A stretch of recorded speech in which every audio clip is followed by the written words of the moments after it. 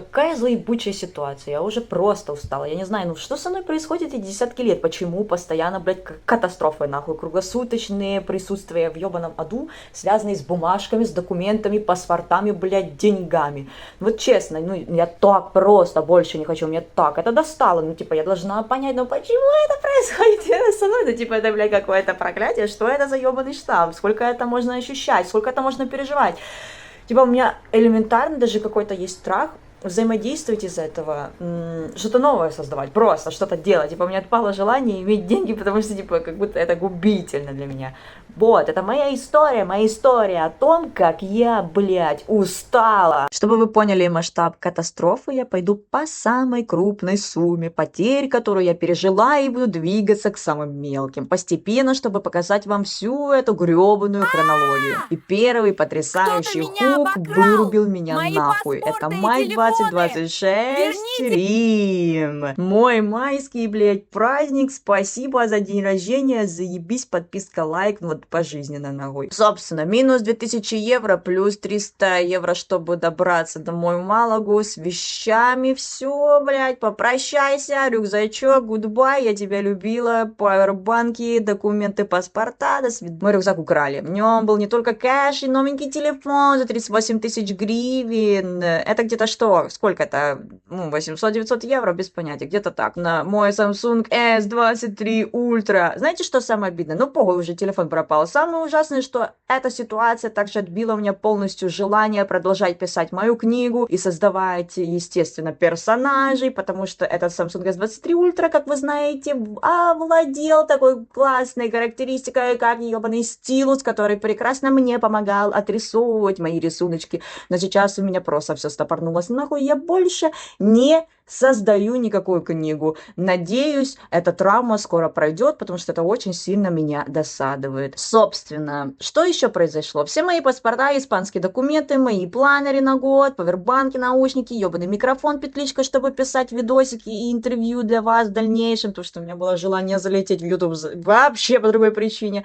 Собственно, была моя мечта, которую я лелеяла в себе более 2 лет, специально устроила себе 10-дневное путешествие, где я могу общаться с людьми, узнавать места, делать интервью, искать места силы, в том числе и просто мои впечатления на камеру записывать, наслаждаться путешествием довольно экономным, но забавным. В итоге все прогорело в один момент, просто в ноль. Ой, бля.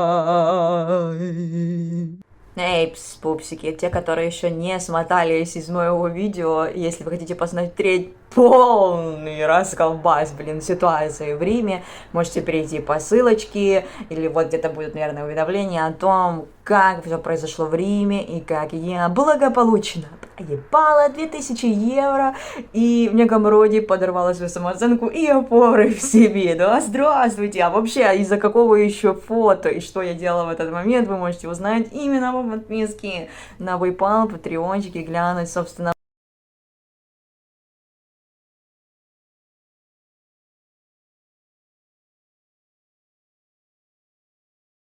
буду очень рада, если вы можете помочь с донатом, потому что как же это невыносимо. Типа, я понимаю, что я взрослый человек, да смирись ты уже, да еще паспорты даже не сделала, да здравствуй ответственность жизни и сепарация от мамы, да? Ахахахаха.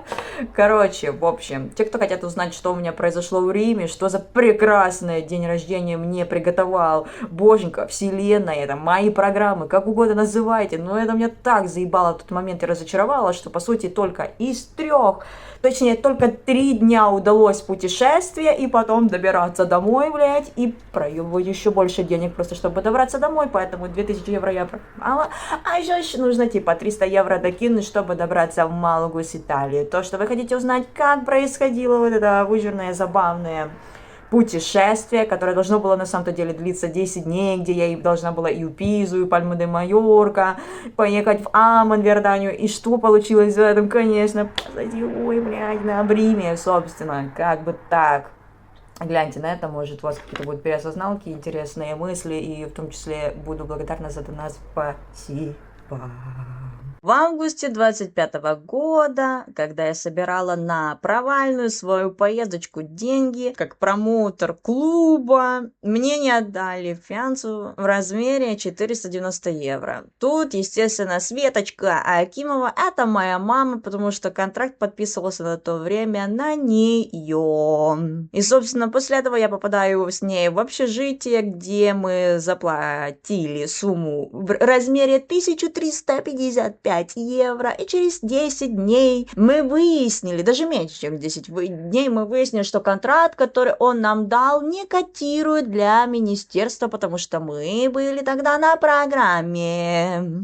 И пришлось переехать из-за тупого человечка по имени Армандо, испанец Ибицы, которому за лет 50, и он любит нюхать кокс. Что произошло? Кто-то украл постельное. В чем загвоздка? Армандо, конечно, приколист, любил пиздить вещи и пиздить еду из холодильников. Мы много раз говорили, что вот кто-то у нас завелась какая-то крыса, но все мы про всех знали, типа, особенно, что Армандо это делал. Короче, случай вот какой. У нас была проблема следовать нормам чистоты, и как бы присматривать, чтобы кухня была в порядке, чтобы каждый сам за себя убирал, и вот, и нас было как раз там, я сейчас не забыла. Я думаю, людей 6-7, думаю, где-то так. И, в общем, мы распределили, собственно, по неделе, чтобы все убирались. Но это, конечно, очень сложно шло. У нас тараканы потом еще завелись, потому что 2 раза крыса прибегала. Ну, короче, охуенно было.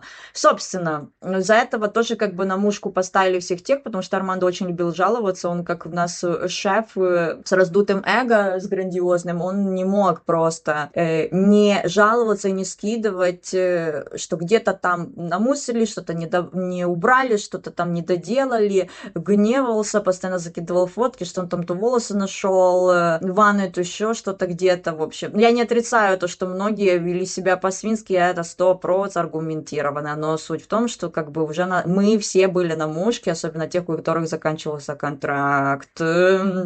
И последнее, что произошло, когда должны были заезжать 2 других человека, потому что уже контракт закончился, у одного чувака араба и еще одного темнокожего, собственно, там привезли постельные, привезли какие-то новые шкафчики из Икеи. И что произошло? Как оказалось, мы еще не знали точно, но просто пропали какие-то, вот эти постельные для новых жителей, но мы не знали, кто, где, что, как, и получилось так, что мы тоже решили переехать в другую комнату в том же самом месте. И я сказала, что типа у нас нету постельного, что случилось. И не знаю, как так получилось, но почему-то у меня такое ощущение, что на нас скинули то, что у нас что мы якобы украли постельное, и сами говорим, что у нас нет постельного, поэтому дайте еще одну упаковку или что. Но это какое-то бредовое, но потом, как оказалось, просто чувак Армандо забирал себе эти постельные, чтобы не покупать новые и лежать на чистеньких. Ну, охуенно. Он просто так еще у нас подушку спиздил. Потом обманул, сказал, что ой, ветром сдуло, я решил забрать, короче, перенести ее, но я вот нашел, вот приношу вам. Короче, пиздоболище, блядь, воришка. Собственно, вот так вот. У тех, у которых заканчивался контракт, они сказали, что вы выселяетесь, то есть мне с мамой, 2 аргентинкам, арабу этому, потому что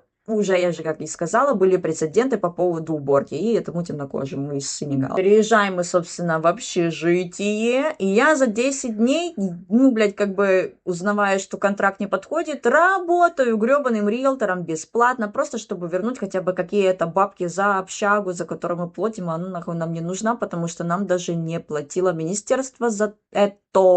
Мы это очень сильно устали, как говорится, въебалось много денег, да, и усилий, и это прям знатно нас потрепало, но мы научились взаимодействовать как, блядь, симбиоз. Ух-ух-ух. И нам возвращают только 800 евро из 1355. Я там чуваку одному крутому отдал, он мне еще розочку и моей маме подарил, зная, что он немножко опоздал, потому что он собирался ключи забрать где-то на 9 утра. Вот, и еще мне понравилось, у него там была татушка глаз на руке из египетских святых писаний, легенд, в общем. И у него любимая песня была «Say, say, say» от Майкла Джексона. Ну, и это порадовало, просто крутой, лайтовый чувачок, очень понравилось, собственно. С ним мы хорошо закончили, но что происходит? Когда мы наконец-то переехали на шоу в другую комнату, там тоже приключения были по поводу этой комнаты, вместо того, что мы башляли очень много денег, мы сейчас платим по 670 евро здесь за проживание. Естественно, это очень дохуя. Там была еще эта ситуация в этой хате новой, что, оказывается, тут нельзя ночевать моим друзьям, знакомым, типа, что кто-то ко мне, ну, у меня остается на ночевку, и с меня, естественно, еще сдерли 75 евро. Супер!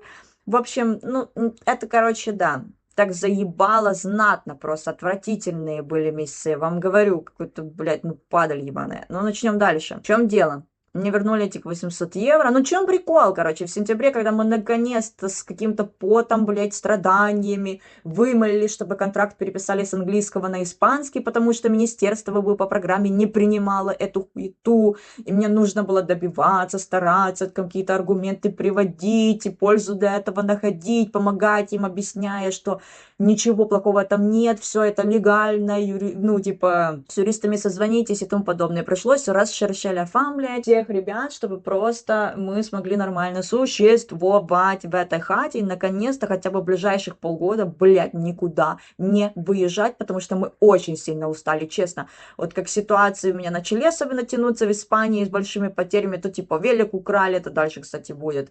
И 500 евро тоже как раз будет следующий рассказ. Сейчас вот этот онлайн-скам, на который я попала. И вот дальше началось. Что произошло в итоге? Мне не отдали, моей маме, мне не отдали фиансу в размере 490 евро, как я и сказала, да, в сентябре нам это уведомили вот прошлого года. Потому что им, сука, что-то не нравится, стены нужно было покрасить, кровать какую-то новую поставить, что-то хотели какой-то капитальный ремонт сделать по нашим деньгам, поэтому они оправдались, почему не дадут депозит, который мы ждали 1,5 месяца. Ванесса и Ракель, это нужно записывать отдельное видео, потому что я один раз уже, можно сказать, их наебала, как и делали многие люди, потому что они тупо не отдают фиансу, они придумывают какие-то истории, почему ты не получишь. Они в любом случае всегда выгрызают какую-то часть, потому что у них там, походу, бухгалтерия и эти ебаные маклеры, они взаимодействуют. Я, собственно, имею все скриншоты, сколько людей были пострадавшими в этом случае, с какими ситуациями они встретились, что у меня было. Ну, собственно, пришлось смириться, что просто 490 евро мы отдали сукам, потому что они, ну, типа, мы просто отдали депозит. Мы не смогли его забрать, точнее, потому что они хотели еще больше нас забрать, там, как на какие-то еще 70 плюс евро. Ну, и я, собственно, расписала им, что, типа, давайте, закидывайте квитанции, давайте там посмотрим по фоткам, по видео, где мы там что вам надгрызли, поменяли, испортили, да, ребяточки. Собственно, ребята, вот что я хочу сказать точно. Научитесь и не париться по пусикам, так и второе, очень сильно отстаивать свои границы, все отфоткать, все отсмотреть и сразу закинуть владельцу, сказать, окей, смотри, тут проёт, тут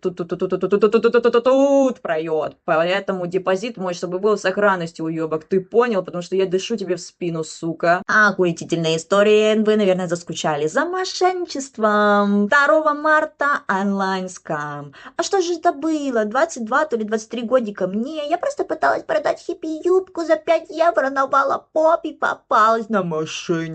Итог, я, блядь, потеряла 500 евро. Здравствуйте, нахуй. Из-за какой-то сраной юбкой и собственной наивности, просто из-за того, что они подделали чат поддержки в Валапопе. Я думала, что все хорошо, и что у них такая система, что то все нормально, что я все же и до сих пор пользуюсь Валапопом, просто общаюсь с ребятами из, как это сказать, из помощи, из контактных услуг. Я думала, что все круто, и мне нужно сделать какое-то подтверждение, связанное с моими карточками. Что дальше произошло? Мой любимый транспортик, моя душа, моя любовь, моя отдушина, мой спаситель, моя медитация, моя часть, блядь, кость, моя, сука, жизнь. На тот момент столько радости он мне приносил. Мой велосипед Razer 290, если не ошибаюсь. Несмотря на то, что, ой, я еще имела иммерсивная интуиция. Наверное, так хочется это назвать. Это просто, когда меня вкинули в небольшой отрезок киношки, что произойдет с моим великом, где было мне сказано, блядь, просто покадрово показано, что мне нужно забрать все-таки мой велик, а не держать его под дождями 3 дня подряд, а не просто выходить на улицу и смотреть, все ли еще с ним в порядке. Такая ты наивная. Честно, что произошло? На следующий день, когда вот случился вот этот инсайд, блядь, на следующий день я выхожу с мамкой с утра и понимаю, что велик уебал. Я осознаю, конечно же, что художественный фильм спиздили и минус 150 евро, но там дело не в том, что он всего лишь стоит 150 евро. Дело в том, сколько было усилий потрачено, столько желаний было влито, сколько интересного произошло, пока я гоняла на этом рейзере. Я отгоняла почти год на нем. Он был восхитителен. Неважно то, что ему нужно было часто смазывать передачки. И я знаю точно, что я бы никогда с ним не поехала в гору, потому что он все-таки довольно тяжелый велик. Но, блядь, я его любила искренне со всеми его проебами. Вот честно, вот что досадное, что даже сейчас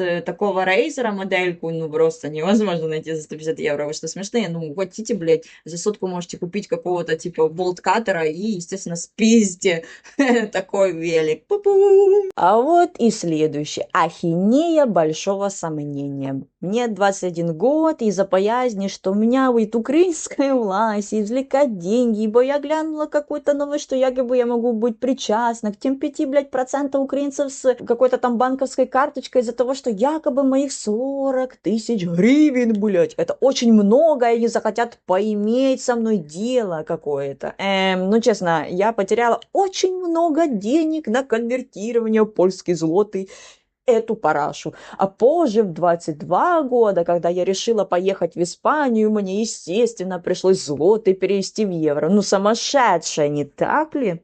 По поводу новости. Не могу ее найти, есть лишь для мобилизованных, что за неявку в военкомат будут блокироваться счета в банке. Просто крах, ебанутость так и плещет. Дальше вторая часть хроника повторяющихся неудач. Собственно, мой бывшняк, здравствуйте. Что произошло? Кража ценностей. Я в доме у бывшего парня, у меня пропали золотые сережки-гвоздики. Как, блядь, а как, почему это произошло, неизвестно. Они всегда были у меня в ушах, а тут, блядь, пропали. В смысле, еще и две. Ладно, одна вы затерялась, типа, можно было как-то понять. А тут две, блядь, из нихуя, просто в каком-то рассеянном... Ладно, короче, я не могу рассказать, что произошло, но там были тяжелые наркотики. Собственно, и они явно как-то повлияли на исход событий. Это отвратительно, потому что, видимо, кто-то из близких, кто-то, кто проживает со мной, спиздил, может, даже мой бывший. Правда, круто. На 2000 гривен, собственно, сделались мои сережки, гвоздики золотые и проебались. Кто пизда его знает. Тоже, тут начинаются другие перипетии. Начало паспортного ада. Сумма какая? 800 гривен. Мне 20 лет, я с тем же бывшим в Киеве сажусь в автобус, чтобы уехать, и понимаю, что из моего шопера, блядь, пропал кошелек с 800 гривнами. И все мои, естественно, блядь, паспорта. Как это произошло? Да я хрен знает. Это, наверное, был какой-то час пик, когда все добирались на работу, а у нас были выходные. Я приехала вообще потусоваться к нему в Киев, потому что я его давно не видела. У нас такие еще и отношения были немножко на удержании. И, собственно, хотели провести время, он снял хату, все круто, как бы. На следующий день мне нужно было, наверное, где-то в 2 или 3 часа дня садиться автобусом, добираться в Бердичев, мой любимый. И я поняла, что вот когда я еще расплачивалась в метро, у меня был шопер, а дальше, походу, как я зашла в метро, уже как бы, собственно, кто-то свистнул. Я даже начала подозревать тогда своего бывшего, и просто сказала: ты прости, конечно, что я такая тварь, блядь, дрожащая, посмела думать, что ты у меня что-то пиздишь, но, извиняюсь, ну, честно, я настолько обескуражена этой херней, что давай, как бы, можешь показать мне там твои карманы или твой рюкзак, что там у тебя есть. Я, естественно, посмотрела, увидела, что нихуя у него нету. И он мне закинул 200 то ли 300 гривен, чтобы я, собственно, хотя бы доехала домой, потому что у меня было ровно ничего. Естественно, еще потом отлично напрягли мне мозг абсолютно все мои родственники, родители, которые не умеют поддерживать, и они такие: бля, нужно разъебать критикой, тупостью свою нужно проявить другим. Вот это все, короче, было, ну, в лучших красках, блядь. Дальше какая веселуха-пруха. Собственно, 500 гривен. Я девочка, которая очень много теряла. Спасибо, что не девственность, мама. Короче, мамка постоянно говорила, что я забываю, не очень часто не знаю, куда что я положила, что какая-то рассеянная, блядь, что какая-то невнимательная, что еще какая-то, блядь, ты вечно теряешься, всегда не знаешь, что у тебя лежит. Я и теряла и сменку, и новые кожаные туфли за 500 гривен, конечно, круто. Вообще столько тапок, блядь, мне проебалось в бездну, блин, куда-то типа черной дырой засосались в мои деньги, собственно, 500 гривен, которые мне подарили на день рождения какой-то то ли дяденька, то ли тетенька, настолько не помню, но не помню, было, наверное, где-то лет 10-11, мы тусовали со всеми моими пятками. Суть вот в чем. Я, кажется, даже то ли в юбочке была, что у меня даже карманов в целом не было. было. Естественно, пропали мои 500 гривен. И я такая, ребята, давайте рассредоточимся. И сами они предложили, рассредоточимся, найдем бабки. Естественно, мы не нашли, но я думаю, что 500 гривен сумма такая сложно ее не увидеть, большая такая, айдишка, собственно, красиво. Григорий Сковорода такой, конечно, моцный. Думаю, кто-то его прикарманил 100% с детей, потому что мы тусовались только возле лошад, возле зеленой травушки, и на зеленых травушках Сковорода очень даже заметный. Ну, собственно, как бы покойтесь с миром, здравствуй. Ну, а что еще интересного могу рассказать? Тоже довольно большая сумма. Это такой пиздец, просто не история. Мне кажется, нужно просто стендап писать. Я уверена, что в этом я мастак. Собственно, что произошло помимо этого с моим этим бывшим? Как бы там один бывший, с которым я была 2 года с половиной. Вот там, где пролетает вот это слово бывший, это просто один и тот же бывший, если что. И, собственно, что за период было? Типа, я прошляпила 10 тысяч гривен, содержала моего бывшего. Он был моя любимая содержаночка, блядь. Я вывезла так только 1,5 месяца, когда мы переехали в Киев. Как оказалось, у него был просроченный военный билет, и типа он не мог устроиться легально на работу. Потом он еще с какой-то швалю-шмалю, блядь, прилупился к какому-то бригадиру, чуваку, который юзал пен. И, собственно, естественно, он тоже снова подсел, у него так были проблемы с наркотиками. И, собственно, тот чувак нас еще и кинул на деньги, потому что мы начали потом жить в другом доме. Потому что с другого дома нас тоже хотели выселять, и у нас был лютый конфликт, и он мне хороших пару ляпасов в лицо дал. Ну, короче, такие вообще драма, но уважения, блин, вообще нету, не понимаю никакого последствия. И там, я даже не скажу точно, сколько проебалась, но точно могу сказать, что 7500 я тогда ввалила за хату, плюс 2000 депозит был, потом еще типа 1500, то ли 2000 гривен нужно просто, чтобы что-то за месяц хавать, то ли даже больше, ну, короче, полмесяца, по крайней мере, точно. Потом нас выгоняет как раз за день того, как мы должны были и так съехать. И мы переезжаем в хату до этого чувака, я снова плачу где-то, кажется, 4 или сколько там тысячи гривен. Это тоже, оказывается, был наеб, нам всем не отдают, потом и ключи не отдавали. Короче, мы не могли попасть в дом, мы еще, естественно, и поссорились с Дмитрием. Что там у нас произошло, очень интересное. Там вообще, конечно, страшная история, это нужно рассказывать отдельно по поводу того дома в Киеве. Но этот бригадир был на фуре не только нормальный такой наебщик. Ой, и Диме они выплачивали деньги, и мне не вернули то, что осталось, и мне нужно было просто бежать еще. Так, короче, ситуация страшная, почему мне пришлось расстаться с чуваком моим. И, собственно, самое последнее, как это можно без того, телефончики, девайсики. С 2013 по 26 год они, блядь, разбивались, терялись, и с невыносимой не редкостью, блядь, это происходило. Это какая-то непрерывная цепь разрушений. Настолько, блядь, уже устала от этих ситуаций с контрактами, паспортами, бюрократией, с этими потерями денег, что у меня только один вопрос, это, блядь, я что, проклято? Помогите и объясните, что не так. Вот честно, вот кто знает, вот эта сложная, тягомотная, длительная история в 20-ки лет моей жизни, вот что она хотела мне сказать? Что она хотела развить? Стойкость, найти безопасность в чем-то другом, найти самоценность, повысить самооценку, разобраться в травмы, типа маму, папу прости, анкету радикального прощения пройди. Ну, честно, ну, типа на что я должна сфокусироваться? Что я должна заметить из этих историй, типа проебывания денег, документов, паспортов? Почему именно это произошло так? Почему я не внимательная? Почему вот какая-то рассеянность? Почему эта программа вообще приклеилась ко мне? И если это программа или это, блядь, и правда просто невнимательность, закрываем как бы окошечко, идем все спадки, потому что, походу, мы все поняли. Вот честно, раздуплите меня. Что я не вижу, что я не замечаю, что я не чувствую, что я не осознаю, я буду очень благодарна, потому что это меня, ну, слишком сильно заебало, и это меня останавливает, чтобы двигаться дальше и что-то создать. Оно одновременно раскрыло во мне потенциал, типа, похуизма, что, типа, окей, проебываются деньги, но одновременно мне и отпало желание что-то куда-то вкладывать, потому что я такая, да, блядь, а идти дома не получится. Короче, в общем... Алярм, просто алярм, warning, спасайте, attention, ахтунг, просто вот как я с этим взаимодействую, что со мной. Вот, честно, может кто-то заметил, может что-то знает, может кто-то по моей истории осознал, что со мной происходит, может я сейчас не вижу вот эти пасхалочки, типа что со мной происходит, я буду очень благодарна, пишите в комментариях.